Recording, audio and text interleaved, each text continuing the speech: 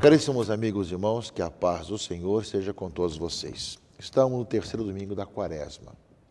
E a palavra de Deus nos fala de Jesus que expulsa os vendilhões do templo, aqueles que faziam do templo apenas lugar de comércio.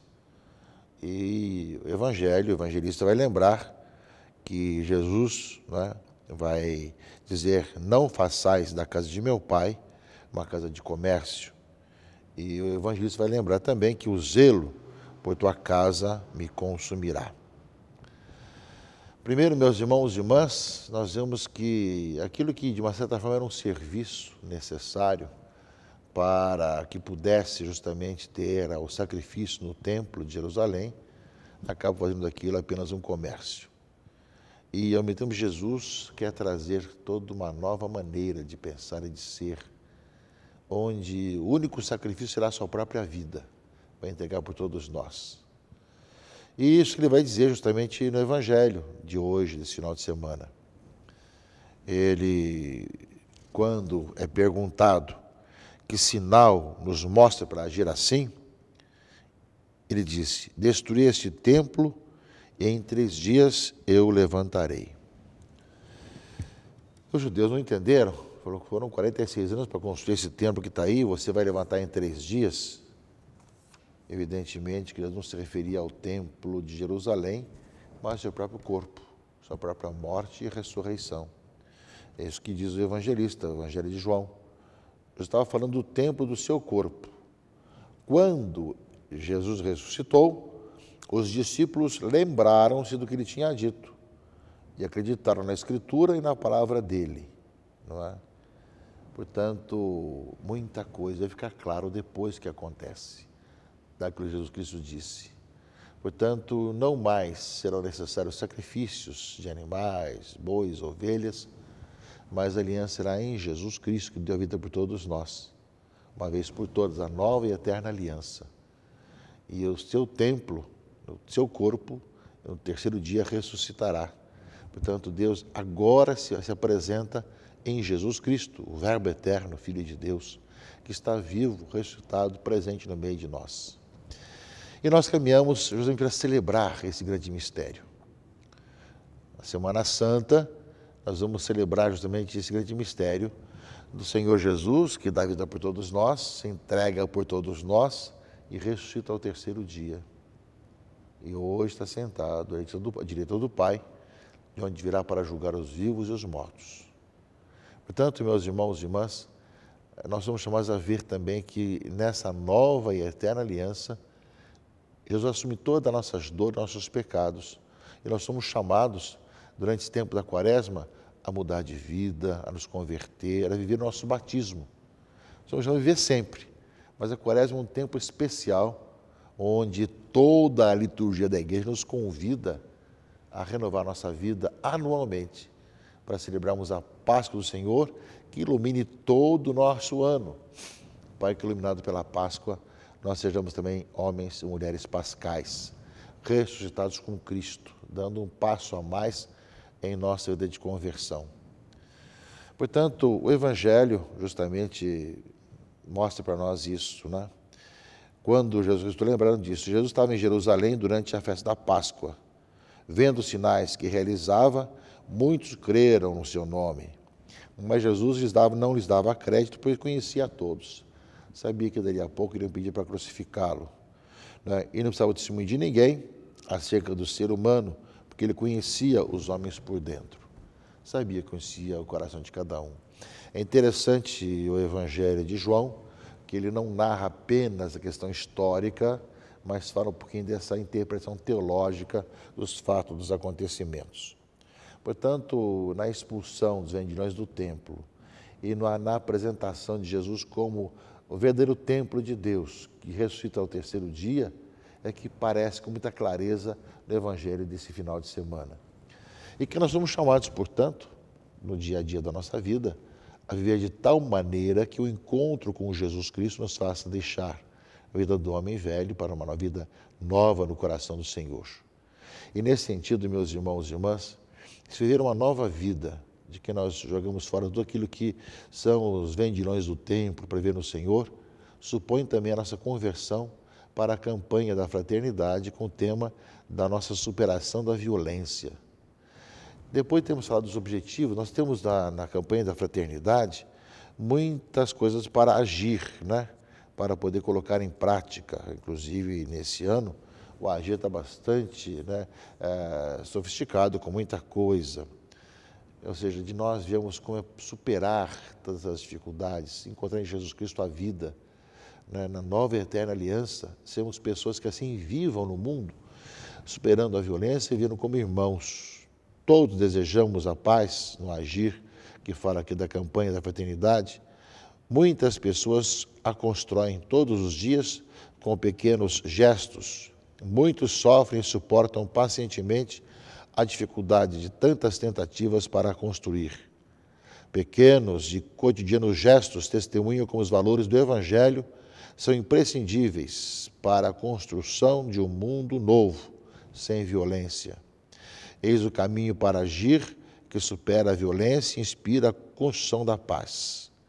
Um agir que supera a violência tem como fundamento o Evangelho, que aponta para a grandeza da vida e a beleza do viver. Testemunhar a beleza da vida e a graça de vivermos todos como irmãos. Essa verdade do Evangelho deveria ecoar em nossos corações, em nossas comunidades e em nossa sociedade.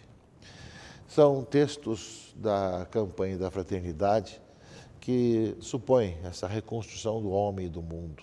Já em Cristo, tudo se renovou.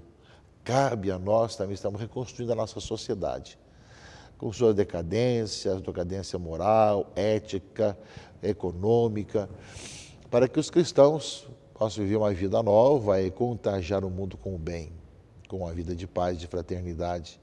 Vendo, meus irmãos e irmãs, também que temos que superar tantos vendilhões do templo e, ao mesmo tempo, poder realmente ver que em Jesus Cristo é o lugar do encontro com Deus e, ao mesmo tempo, aquele que ressuscita está vivo presente no meio de nós.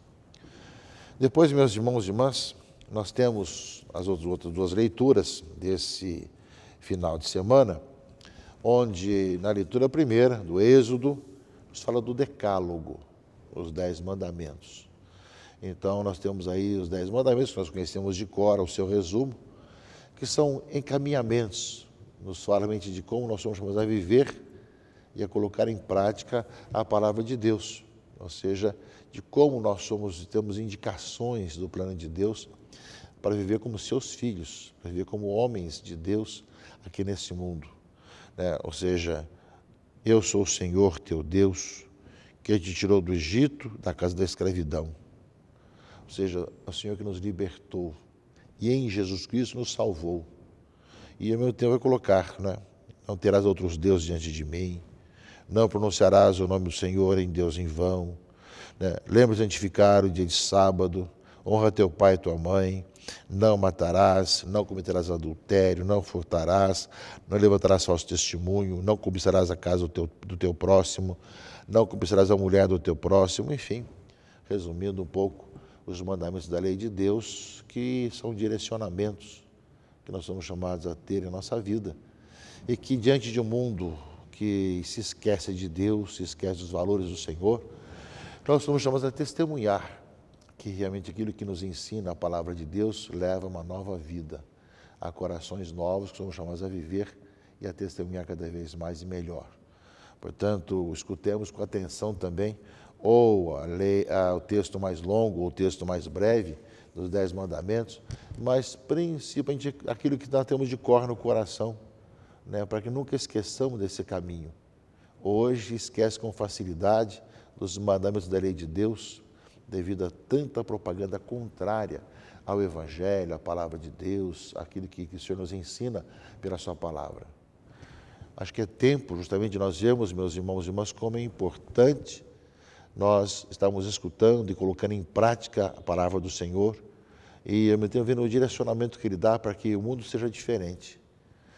E aquilo que são os 10 mandamentos vai nos ajudar também, mesmo que sejam observados, a vida de conversão, que devemos manifestar na vida de confissão nesse tempo da Quaresma. E essa de mudança de vida também para que nosso coração esteja em paz e seja portador da paz e ajude o mundo a superar a violência e o mal que existe na sociedade. Ainda mais, meus irmãos e irmãs, a segunda leitura, a primeira carta de São Paulo aos Coríntios, né, fala para nós que diante dos mandamentos somos chamados a viver. Diante dos vendilhões do templo, Jesus mostrando que Ele é o templo de Deus e que Ele vem trazer uma nova vida com a sua ressurreição. São Paulo, na sua carta aos Coríntios, fala um pouco dessas questões que sempre existem na sociedade e também na igreja. Os judeus pedem sinais milagrosos, os gregos procuram sabedoria. Nós temos aí tantas situações de pessoas que estão aí atrás desses aspectos. Fala aqui Paulo: nós, porém, pregamos Cristo crucificado, escândalo para os judeus e insensatez para os pagãos. Para os judeus ter um Deus crucificado era um absurdo. Os pagãos falar também de um Senhor crucificado era uma insensatez, né? Ou seja, é totalmente contraditório com a lógica deles. Mas nós pregamos a Cristo que morreu, crucificado e que está ressuscitado hoje. Essa aqui é o grande anúncio que levou tantas gerações a encontrarem a verdadeira vida. Mas fala aqui a carta de São Paulo, que deve marcar também a nossa vida, para os que são chamados, tanto judeus como gregos. Esse Cristo é poder de Deus, é sabedoria de Deus, pois o que é dito insensatez de Deus é mais sábio que os homens.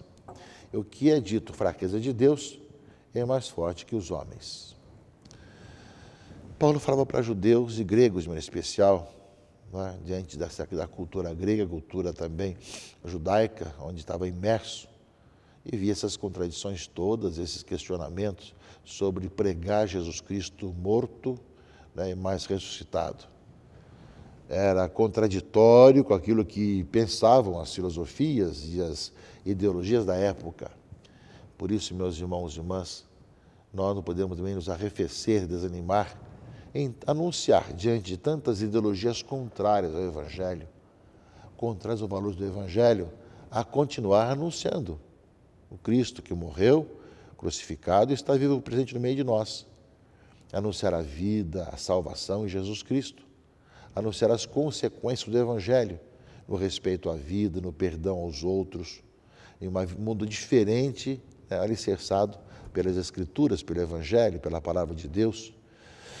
Portanto, no meio de tantas insensatezes, né, que fala que Paulo, ou de tantas situações contrárias, ele prega realmente a boa notícia de que Deus veio morar no meio de nós, morreu e ressuscitou em Jesus Cristo. Por isso mesmo, meus irmãos e irmãs, dentro da Palavra de Deus hoje, dos vendilhões do templo, de Cristo que fala que Ele realmente é o verdadeiro templo, diante dos mandamentos da lei de Deus, que nós não cessemos de pregar aquele que realmente é a vida, é a salvação, Jesus Cristo nosso Senhor. Nós vemos as consequências do esquecimento do Evangelho e dos valores do Evangelho no mundo confuso de hoje, no caos que se instalou na humanidade e também em nosso país. Por isso, a violência, toda a insatisfação, toda a falta de sentido para a vida, achando que a vida não tem sentido, temos as consequências de quando se desvia do caminho do Senhor, não obedece à voz do Senhor. Daí vem toda a questão da violência que nós somos chamados a superar. E a maneira de superar, sem dúvida, além das atitudes concretas, do agir, é esse coração novo, cristão, que ama a Deus, ama o próximo, que vive uma vida sem ódios no coração e que, ao mesmo tempo, obedece aos mandamentos, ao mesmo tempo, encontra em Cristo o encontro com o Pai, com Deus na Trindade, e que, ao mesmo tempo, não tem medo nem vergonha de anunciar que nós proclamamos e anunciamos Jesus Cristo nosso Senhor, vida para o mundo. Aquele que deu vida por todos nós, está vivo, ressuscitado hoje no meio de nós. Que a Quaresma nos encontre abertos a isso, meus irmãos e irmãs, e que, ao mesmo tempo, nos encontre disponíveis para a mudança de vida e para anunciarmos hoje aquele que é a vida do mundo, aquele em quem nós cremos e a quem nós anunciamos, Jesus Cristo, nosso Senhor. né, que deu vida por todos nós, para que tenhamos vida e vida em plenitude. Que Deus abençoe, proteja e guarde a todos, em nome do Pai, e do Filho e do Espírito Santo. Amém.